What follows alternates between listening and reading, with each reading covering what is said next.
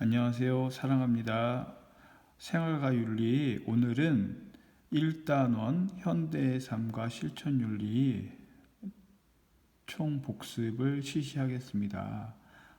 관련돼서 탐구과제, 즉 대학 수학능력 평가와 관련해서 지문으로 나올 수 있는 글을 함께 읽어보고 관련 문제를 풀면서 과연 여러분이 얼마나 이해를 하고 있는지 확인하는 시간이 되었으면 좋겠습니다. 먼저 선생님이 당부하고 싶은 건 이 학습지를 출력해서 먼저 본인이 문제를 풀어보고 이 해설 강의를 듣기 바랍니다. 자, 여러분들이 수업 시간에 한 번쯤은 해봤을 법한 브레인스토밍 할 때 이제 이런 그림이 많이 나오죠. 1단원 현대의 삶과 실천 윤리, 크게 세 가지 주제가 있었습니다. 오늘날 현대 생활과 실천 윤리, 이 윤리라는 개념을 배우면서 또 강조하게 되네요. 이 실천 윤리, 실천을 강조했죠.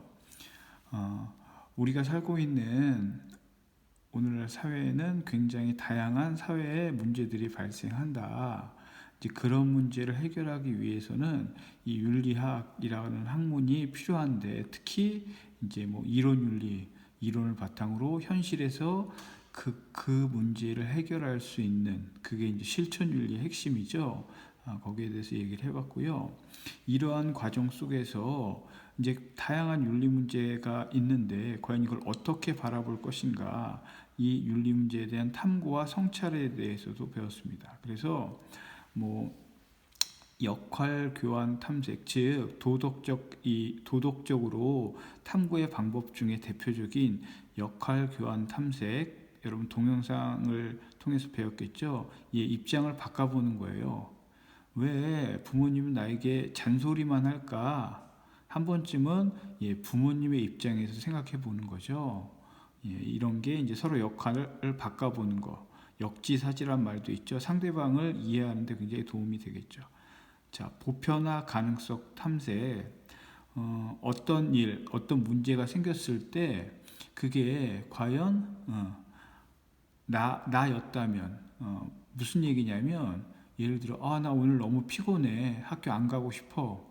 그럴 수 있어요. 그런데 그렇다라고 하면 이게 나만 특별히 그래야 되는가, 모든 사람한테 다 똑같이 적용해 보는 거죠. 이제 그렇게 돼서 그렇게 했을 때 문제가 없으면 이상이 없는데, 그렇게 해서 모두가 학교를 안 가면 그렇죠, 학교가 안 돌아가겠죠. 이렇듯 나를 포함해서 모두에게 그 문제, 그 상황을 대입해 보는 겁니다. 이게 보편화 가능성 탐색이에요.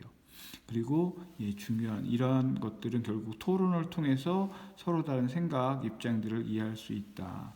여기서 또 중요한 게, 이러한 어떤 윤리 문제를 성찰, 깊이 생각하고 해결점을 찾는 거죠. 그리고 실천하는 게 중요하다.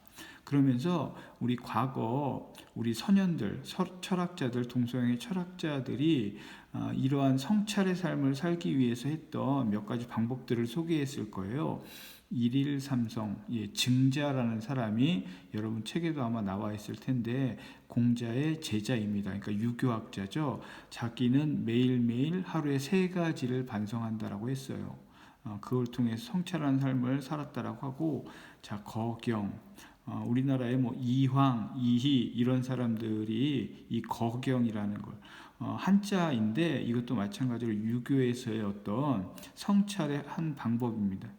그러니까 자신의 참모습, 인간은 끊임없이 욕망에 시달리는데 그런 것들을 자제하면서 자기 몸과 마음을 도덕적이고 착하게 살려고 계속 노력하는 이런 것들이 이제 거경이라고 합니다.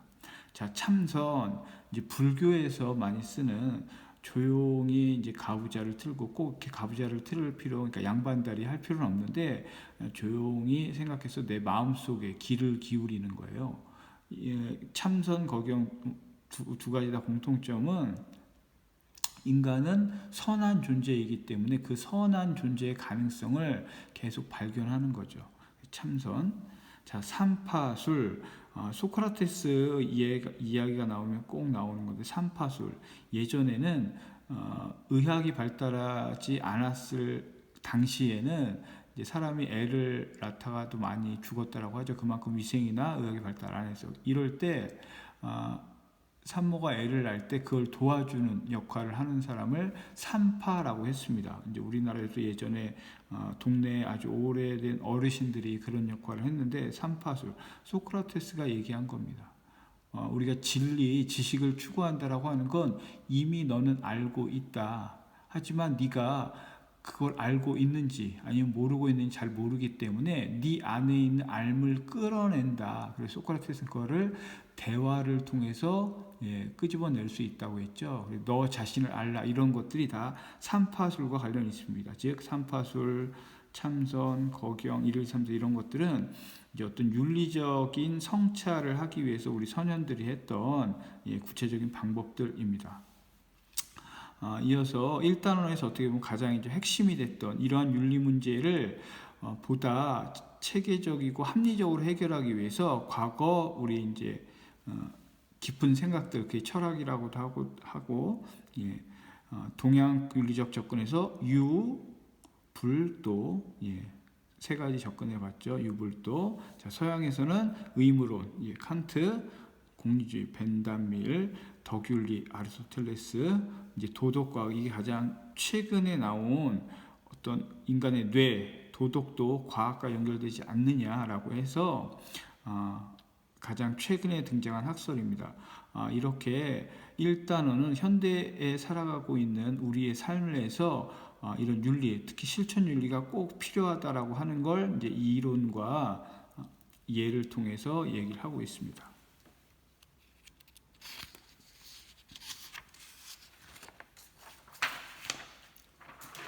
이제 여러분들 요 왼쪽에 나와 있는 지문은 여러분 그 EBS 생활윤리 교재에서 제가 발췌를 한 겁니다. 첫 번째, 도덕과 윤리.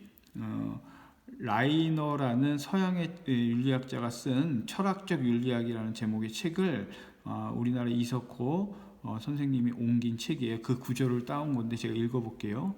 오늘날 우리는 대개 윤리학이라는 이름으로 도덕에 관한 학문을 이해하고 있다. 즉 여러분들이 도덕, 윤리 거의 같은 개념이라고 이해하면 되는데, 이걸 이제 현대에서는 어떻게 구분하고 있는가를 이제 설명하고 있습니다. 여기서 도덕이란 우리의 일상생활에서 선, 악을 구별하는 문제, 어떤 게 착함이고 어떻게 악한 건지 여러분 구별할 수 있죠. 그게 도덕을 알고 있는 거예요. 또는 이와 관련하여 우리에게 도덕적 행동을 하게끔 요구하는 행위의 일반적인 규범과 관련된 문제로 이해할 수 있다. 그렇죠? 우리가 착한 것과 악한 것을 안다라고 했을 땐 당연히 착한 행동을 해야겠죠. 여러분 다 알고 있고 그렇게 행동하려고 하잖아요. 이런 게 이제 우리가 도덕이라고 하는 거다. 엄밀하게 규정하고 있지 않은 언어의 용법에 따르면 그쵸, 말이 어렵죠. 그런데 윤리학이라는 용어는 도덕에 관한 학문, 체계성이 있다라는 겁니다. 내지 도덕적 행위 자체의 근본 원칙, 그러니까 이론적으로 어떤 원리를 제공해 준다라고 하는 게 이제 윤리학이다. 그러니까 어떻게 보면 도덕은 그냥 우리가 생활 속에서 우리 몸에 익혀서 실천하고 있는 선과 악 구별할 수 있고, 그러므로 선을 행하는 거, 이런 것들이 도덕이라고 하면, 윤리라고 하는 건 그걸 좀 더 체계적이고 이론화하고 우리에게 설명해주는 이제 그런 어떤 구분이 있다. 따라서 후자 윤리학이라는 경우 윤리학의 과제는 이와 같은 행위의 근본 원칙을, 그러니까 우리가 도덕적인 행동을 하는데 그런 행동을 왜 해야 되는가, 그 원칙을 밝혀주는 학문이 윤리학이다, 그런 뜻입니다. 그래서 두 번째 줄 볼게요. 학문적인 맥락에서는 이와 같은 견해 대신에 더 넓은 윤리학의 개념이 등장하기도 한다. 이 말은 무슨 뜻이냐? 오늘날 현대사회가 굉장히 이제 복잡해지고 다양해졌기 때문에 그 범위가 넓어졌다, 그런 뜻입니다. 그래서 이러한 경우 우리는 윤리학을 행위 일반의 원리에 관한 학문으로 이해하며 윤리학을 실천 철학과 동일한 것으로 취급한다. 윤리학이라는 개념을 이처럼 넓게 사용하는 관행은 임의적이고 우연적이 아니라 상당히 역사적 근거가 있다. 그러니까 옛날부터 이런 게 꾸준히 쌓여져 와서 도덕이 우리 일상생활에서 그냥 자연스럽게 행동하는 거였다라고 하면 그걸 오랜 시간에 걸쳐 학문적으로 체계적으로 연구한 게 윤리학이다. 여러분들 이렇게 이해하고 있으면 됩니다.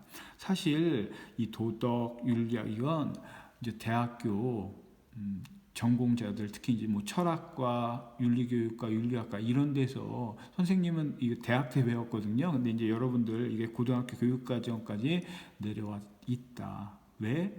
예. 그만큼 대학 수학능력 시험이 난이도가 내용이 굉장히 이제 어려워졌다라는 걸 반증하고 있습니다. 자, 관련된 문제를 풀어보겠습니다.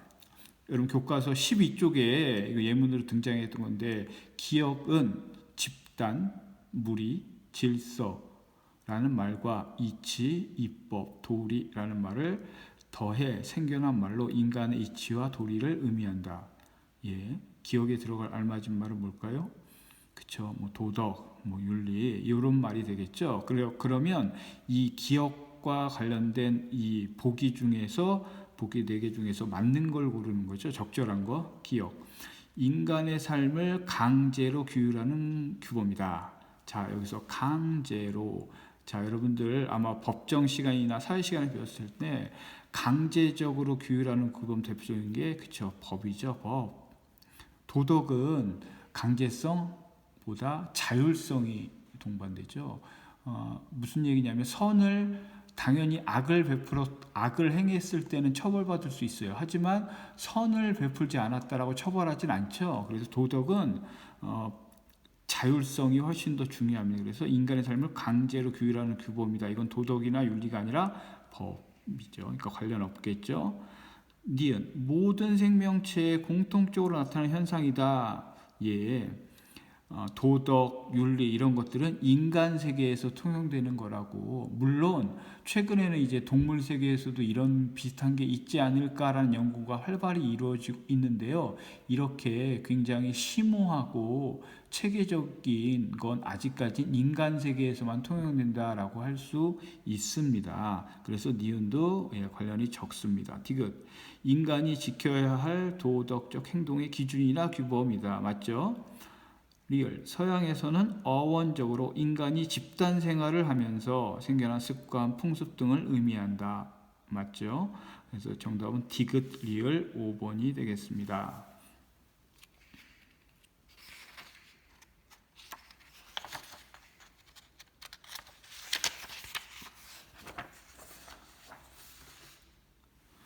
자, 두 번째. 그 생명윤리의 주요 물음들 해서 쌤이 이거는 생활과 윤리의 책 전반에 나와 있는 내용이라고 아마 설명을 했을 거예요. 인공 임신 중절, 그쵸, 낙태 관련돼서 과연 생명을 의사는 보호해야 하는데 그럼 낙태를 해주면 안 되잖아요. 근데 현실에서는 낙태 문제가 일어나고 있죠. 과연 이게 양립할 수 있는가? 자, 안락사, 죽음. 자, 자발적인 죽음, 적극적인 안락사, 소극적인 안락사. 여러분들 안락사 배웠겠지만 다시 한번 정리합니다. 안락사는 크게 안락사를 시행하는 수단에 따라 적극적 안락자와 소극적 안락자로 나눌 수 있어요. 자, 적극적인 안락사는 능동적인 구체적인 행위를 통해서 사람을 편안하게 죽게 하는 거예요. 뭐 약물을 주입한다든지 하는 거. 근데 우리나라 현행 법상 적극적 안락사는 허용이 안 됩니다. 그럼 범죄예요. 자, 소극적 안락사는 요게 이제 문제가 되는 거죠. 연명 치료 같은 걸 중단하는 거예요. 산소 호흡기를 껴야만 이제 호흡을 할 수 있는데 이제 그걸 뗀다든지 치료약을 쓰지 않는다든지 이런 게 소극적 안락사죠. 그래서 여러분들 안락사 하면 적극적 안락사는 아직까지 우리나라 법률에 허용되지 않고 소극적 안락사. 자, 안락사는 또 환자가 동의를 했느냐, 동의했으면 자발적 안락사. 그러니까 본인이 뭐 유언에 남겨두든 아니면 어떤 그런 뭐 장기 기증을 하겠다라고 하면서 이렇게 본인의 안락사를 표현을 했다. 어떤 식으로든 그게 자발적 안락사고요.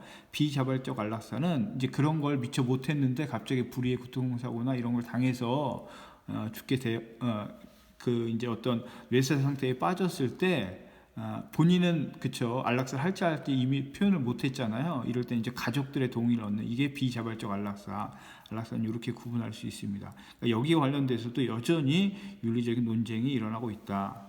자, 유전자 조작 마찬가지겠죠. 과연 인간이 인간을 만들 수 있는가? 다시 탄생시킬 수 있는 실제 이런 게 뭐 암암리에 아니면 이루어지고 있죠. 왜냐하면 인간의 불치병 지금 전 세계가 뭐 바이러스 하나 때문에 이렇게 굉장히 팬데믹이라고 하는 위기 상황에 처해 있는데 이제 그런 것들을 미연에 방지하기 위해서 유전자 조작을 해서 그런 거에 안 걸리는 인간을 만들어낸다. 그냥 언뜻 들으면 굉장히 좋은 얘기 같지만 또 그 안에는 많은 문제들이 있을 수 있습니다. 이제 그런 것들 인체 실험 마찬가지죠. 실험을 통해서 여전히 인체 실험 행해지고 있죠. 뭐 화장품, 동물 실험 후에는 인체 실험까지 겹쳐서 이상이 없을 때 사용되는 이런 것들을 계속 해야 되냐라는 이러한 물음들이 우리 주변의 생명윤리와 관련된 물음들입니다. 자, 관련된 문제를 풀어볼게요. 현대사회에 나타나는 새로운 윤리 문제의 특징으로 옳지 않은 것 교과서에 잘 정리되어 있습니다.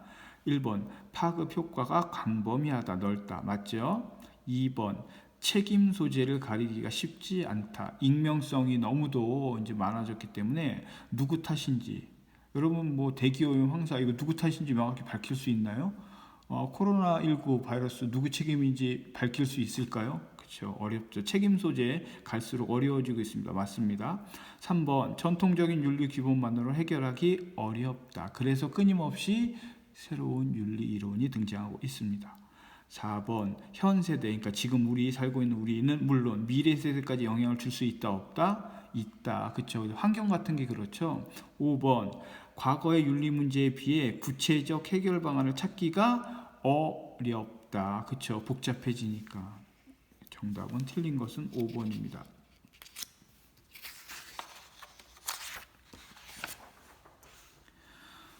자, 윤리학의 구분 중에서 기술윤리학과 메타윤리학 다시 한번 복습합니다. 한 개인의 생활 그리고 사회의 구조와 기능 속에서 존재하는 도덕 현상에 대한 경험적 지식은 현실적 도덕에 관한 과학적 기술이며 과학적 설명이며 그런 뜻이에요. 설명이라고 요약할 수 있다. 편의상 현실적 도덕에 관한 과학적 연구를 우리는 기술윤리학이라고 한다.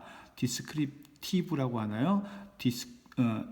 디스크립티브 에틱스. 그러니까 영어에서 이 디스크립티브가 뭐 서술하다 그런 뜻이잖아요. 그래서 서술하는 윤리학을 기술윤리학이라고 합니다. 이러한 기술윤리학은 어떤 이상적인 도덕을 구축하고 정당화 가능성을 모색하기보다 현실 도덕을 과학적으로 기술 설명하려는 게 제일 그래서 객관적으로 설명하는 게 목적이라고 했습니다. 기술윤리학. 그래서 있는 그대로 서술하는 게 가장 중요하다. 가치, 본인의 가치, 기술하는 사람의 가치가 부여되면 안 되겠죠. 자, 분석윤리학은 애널리스트 뭐 분석하는 사람들이라고 하는데 이걸 다른 말로 메타에틱스 같은 말이라고 했습니다. 이거는 두 가지로 구분할 수 있는데 첫째는 도덕적 논의에 사용되는 용어들의 의미를 그러니까 도덕에서 쓰는 쉽게 말해서 착하다, 옳다, 악 이런 게 과연 정확히 어떤 의미냐 그걸 아주 디테일하게 언어를 분석하는 거예요. 둘째는 도덕적 신념이 참이냐 또는 거짓이냐를 보일 수 있는 추론의 규칙과 인식론 방법을 검토하니까 쉽게 말해서 이건 무슨 얘기냐면 여러분 수학 같은 게 이제 좋아하는 사람들이 대부분 명확하잖아요. 그 어떤 공식만 대입하면 그 어떤 문제도 풀 수 있듯이 논리성 있는 이렇듯 과연 우리가 왜 착한 행동을 해야 되냐 그 논리성을 좀 더 디테일하게 밝히는 게 분석윤리학의 핵심이다. 그래서 첫째 관자는 의미론적 문제이고 그렇죠. 의미를 분석하니까 뜻을 분석하니까 둘째는 논리적이고 인식론의 문제이다. 그래서 기술윤리학과 메타윤리학을 아주 자세히 설명하고 있습니다. 아주 유명한 테일러라고 하는 철학자가 쓴 윤리학의 기본 원리 나중에 테일러는 또 배웁니다. 환경윤리 배울 때. 자, 관련 문제 풀어볼게요. 기억은 윤리적 판단과 행위, 원리를 탐구하고 이에 대한 정당화에 초점을 둔다. 정당화. 윤리적 판단과 행위의 원리를 탐구하고 이에 대한 정당화에 초점을 둔다. 예, 이론 윤리학에 대한 설명인 것 같은데요. 이론 윤리학. 자, 생명윤리, 정보윤리, 평화윤리, 가족과 성윤리. 예, 이건 다 어떻게 보면 실천윤리와 관련되고 이 의무론이 이론윤리학에 해당되죠. 정답은 1번입니다.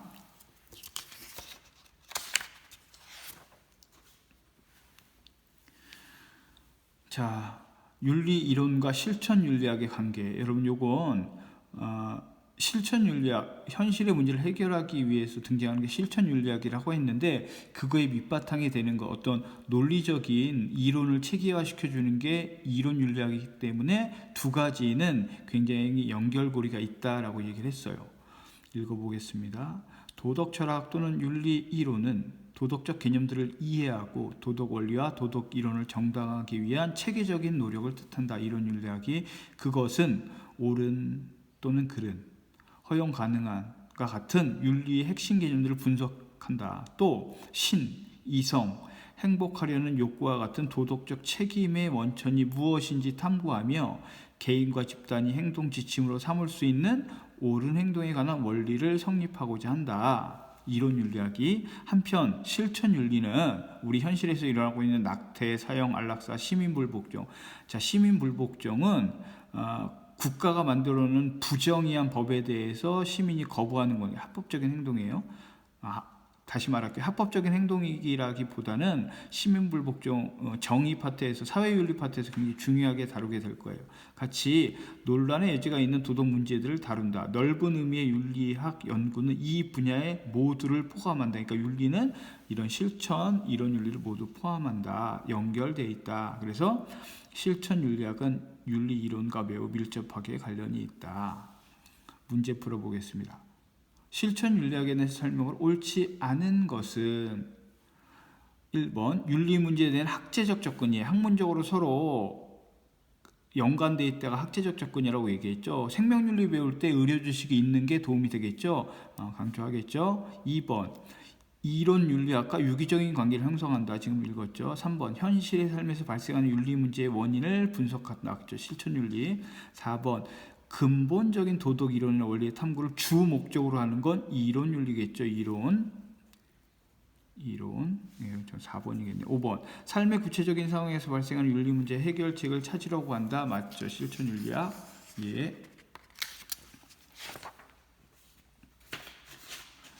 자, 글씨가 좀 안 보일 수도 있는데 여러분이 학습지를 출력해서 이런 OX 문제를 여러분들이 자주 풀게 되면 여러분이 개념을 정확히 이해했는지 이해하지 못하고 있는지 알 수 있습니다. 자, 인간의 삶은 유한하고 이례적이며 닫혀있는 존재. 자, 닫혀있는 존재의 반대말은 뭘까요?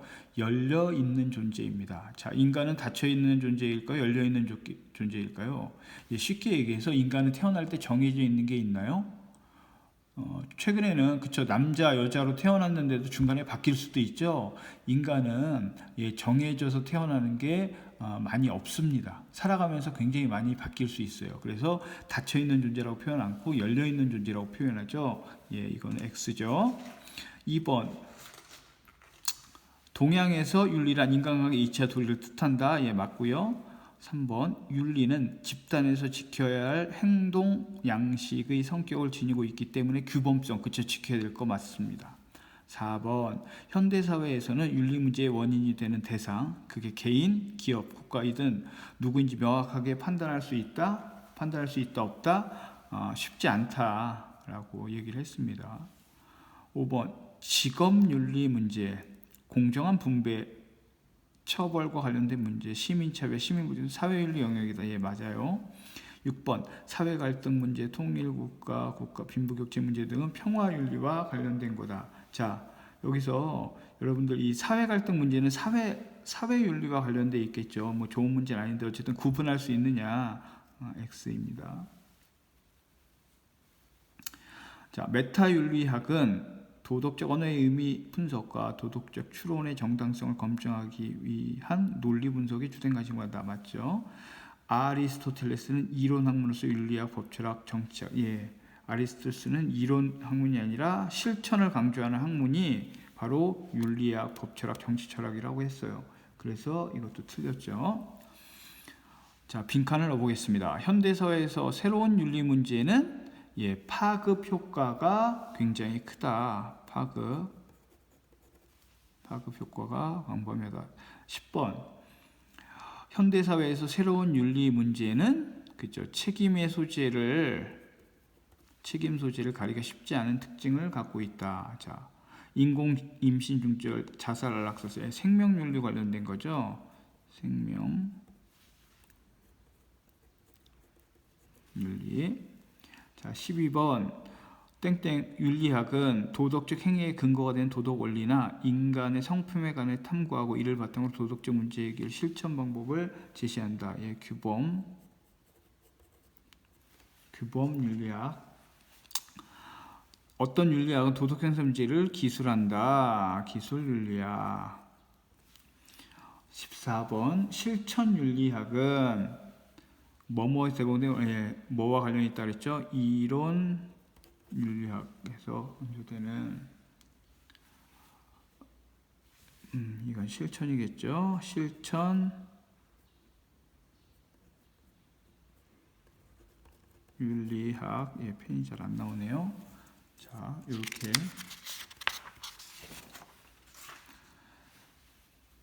자, 다양한 학문을 이론 학문과 실천 학문을 구분한 최초의 인물 고대 그리스 누구죠? 그죠?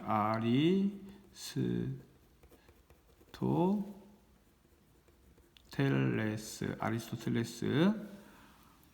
그에 따르면 수학이나 논리학 같은 이론 학문은 대체로 진리와 지식 발견에 관심을 두는 반면, 그쵸? 실천 계속 나오죠.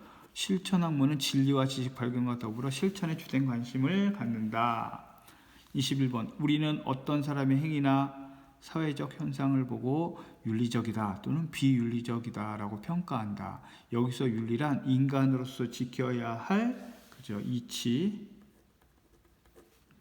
도리 책에 나와 있죠. 의미한다. 따라서 윤리는 인간으로서 지켜야 할 행동의 기준이자 규범의 역할을 하며 이러한 기준과 규범을 탐구하는 학문이 바로 뭐예요? 윤리학이다. 22번.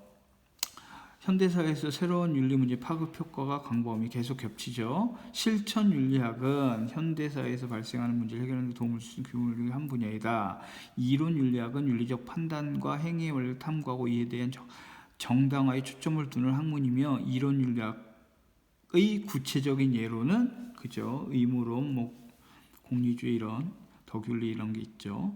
도덕적 언어의 의미 분석과 도덕 추론이 정당성을 검증하기 위한 논리적 분석을 주로 하는 건 메타 의미 분석. 정보 기술의 급속한 발달은 사생활 침해, 악성 댓글과 같은 사이버 폭력, 저작권 침해, 해킹 등 다양한 윤리 문제를 발생시켰다. 이러한 윤리 문제 해결하기 위해 실천 윤리학은 정보 윤리겠죠.